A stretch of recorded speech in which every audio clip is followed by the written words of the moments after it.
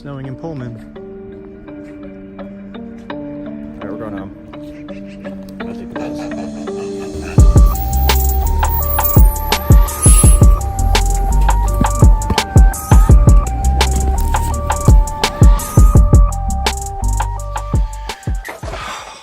Alright, so as you can see, it's snowing in Pullman. It's getting a little cold here, and so I figured today we would do an indoor video like all my other videos because I never go outside.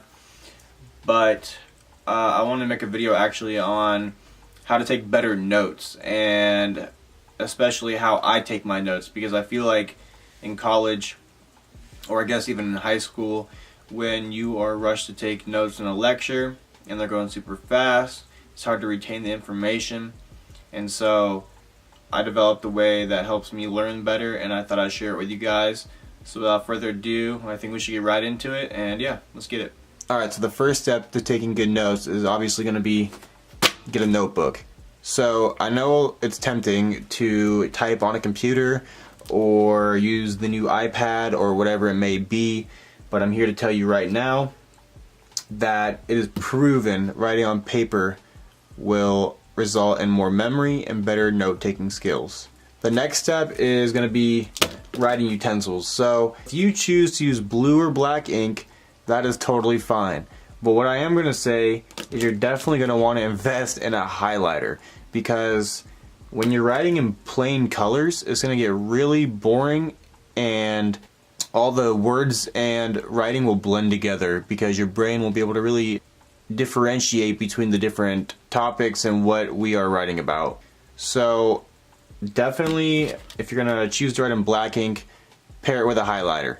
That way you can separate your topics from your notes and your questions and highlight key points and stuff like that. But what I choose to do is get these felt tipped marker type things. You can get packs of different colors, and these work amazing for me because they're quick, they're easy, they write really well, they're not too thick of a line, and they don't bleed too much.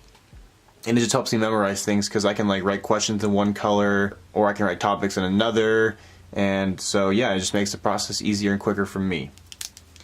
So I'm gonna first open up and show you guys some past notes I've taken. So this semester I am in Chem 101.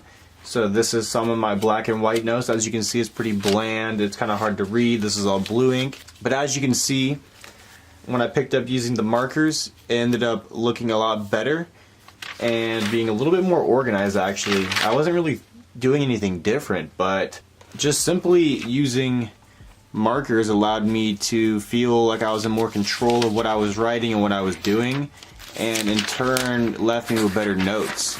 These are all just basic Lewis dot structures. Actually, these are line angle structures right here, but that's besides the point. Same story goes for all my other classes. I'm in abnormal psychology, sexual psychology, and statistics right now, and I picked up this style of note-taking, and honestly, it makes it way better. I'm going to show you what steps I would take to start a new note page and kind of go over it with you guys. So first I'm going to give you guys a quick demonstration with the highlighter and the pen, because it's pretty self-explanatory, but I don't want to be biased to my color pens. The first format I would use with these is going to be like what I would call somewhat of a list style. It's basically where if we're talking about, for example, let's say we're learning in class about brain structures, right? So we're going to say brain structures, and we're going to write that at top. Basically, you write your topic. Then from there, what I like to do if I'm using pen is just underline it. Doesn't have to be perfect, but just make sure you know this is like the starting topic. Then if we're going to say, maybe we're going to talk about the different areas of the brain, you can go ahead and start your list. So maybe they say, well, we will focus on first the midbrain. So I would write midbrain.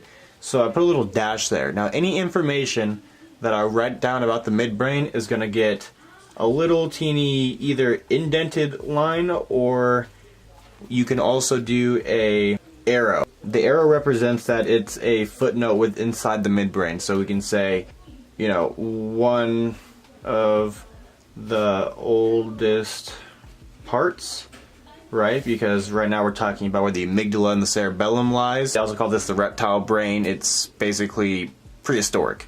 So you can write that, and then maybe they'll say brainstem connects here. So you just take basic notes. You write the gist down. If you have a slide full of information, instead of speed writing down everything the teacher says, I highly suggest listening to what the teacher says and writing down little teeny footnotes. This will definitely help speed up the process of taking notes. I know best how much it sucks to be rushed while you're trying to get down vital information for a test and the teacher flies through the slides and then they don't post them online. Then say they talk about association areas of the brain. So I do another line like this, like I did with the midbrain, because now we have a new topic. And then when you talk about information here, go ahead and do another little arrow or a dash line, whatever you want to do to make sure it's separated. Write down any information that they give you about that. I think you guys get the point by now about this style. And then I would come back later with the highlighter or while in class and go ahead and highlight the actual subsections of the topic. So brain structure is already underlined. So now highlight, midbrain, association areas, and then any keywords maybe that are really important within the added little note area. So maybe I'll highlight oldest, because that may be really important for the test. It's different for every class. This is a quick example. I'm just kind of making this up as I go, but yeah. I'll show you the difference though with now using my pens. Alright, so like I said, these are like those felt tip, fine line type marker thingies, and whatever they are, they work really great. So basically I'll give you another example of how I would use these. Usually I'd use 3 to 4 of these, but right now I'm just going to use 2 for simplicity and kind of show you what I would do. So I would take the color that you don't like the most and the one that's hardest to read, aka green with my 2 colors, and I use that for what you're going to write the least amount of. So topics, single words, stuff like that. So I will kind of copy this. Say you're learning about brain structures. You write brain structures, and what I like to do is I will kind of shuffle around the markers and always have a couple open in class and do like squiggly lines on both sides, so I know this is like the start of like an important new area or a new chapter. So that way it's differentiated from the rest of the information. Then from there, if we're just going to copy what we wrote above just to make it easy, you say we learn about the midbrain. So the first line would be midbrain in green. Then any information I do below will be in purple. So we'll say oldest area. By the way, sorry for my handwriting being so crappy. I'm just trying to make this a shorter video. Like I said, I'm not really trying to give you guys the facts here, but this is just some basic stuff off the top of my head. And so you go ahead and just separate them with colors. And then when you get to another topic, you would just copy this right here, the squiggly line, so that you know it's a separated area. So like I said, this style is more like the list format. I'm going to show you one more that could be very beneficial for other people, because I know that this style can not work for everyone if you have a different way of learning. Alright, so I flipped the page over, now I'm going to show you guys one more style. And I would call this one almost like an infographic style, if you will, because you're basically portraying the information as pictures and diagrams and things that help you learn and memorize them, and not just write down boring words. So this is also very helpful to do in color, because if you want to get artistic and actually have that cognitive processing that will increase your memory, I think that colors will boost that. Some people say they're distracting, but I personally have ADHD, and I find these to be very helpful because they keep me cognitively stimulated during class and make sure my brain is paying attention to the different colors that mean different things. And so it helps me multitask also, and I don't know, I guess it's my equivalent of a fidget spinner, if you will, because, I mean, yeah, who doesn't love colors? So for this style, it's going to be basically, like I said, you're basically drawing images. We're going to talk about the brain again, just to make it easy. We would go ahead and write brain structures. Now I recommend doing the same thing that we did last time. You can just do like little lines when you have a new topic, maybe use the other color, underline it, whatever it may be. Then when they start talking about the brain, usually on the slides they'll post a picture, they'll do something like that. So I would go ahead and take, my marker and draw a brain. Keep in mind, I'm doing this off the top of my head. Please do not judge me. I suck at drawing brains, I already know that.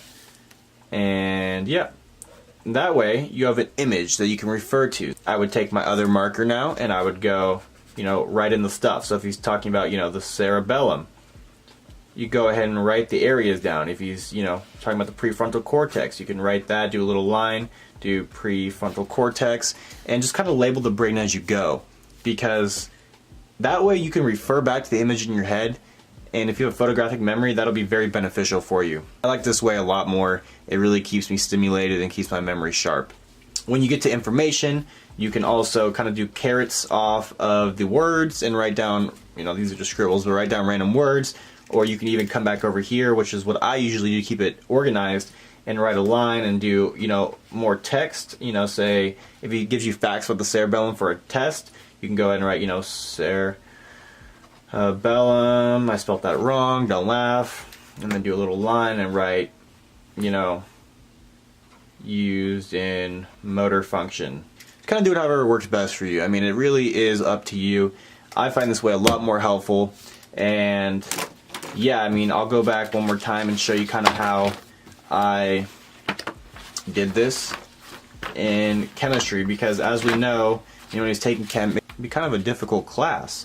But as I showed you earlier, being able to have the different colors and drawing out the Lewis dot structures and angle line structures, whatever it may be, whatever class it is, it doesn't matter. Having different colors and drawing images really helps me out a lot. I hope you guys enjoyed this video. I hope that you kind of got a new idea on how to take notes.